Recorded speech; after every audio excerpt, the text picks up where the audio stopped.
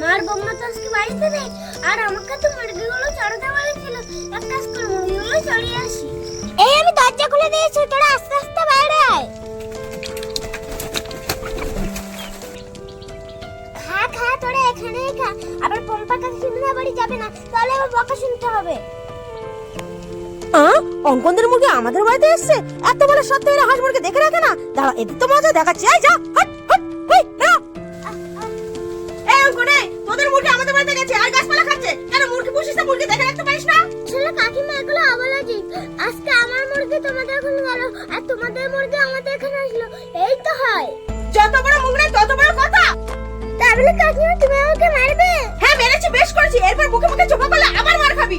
কাকিমা তুমি তো আমাকে মেরেই দিলে, আর কাল সকালে যখন তোমাদের মুরগি আমাদের ঘরে আসবে তখন এই চোটটা কি? হ্যাঁ, দোষটা যখন আমাদের নিজের দিকে আসে তখন কিন্তু আমরা সব ভুলে যাই।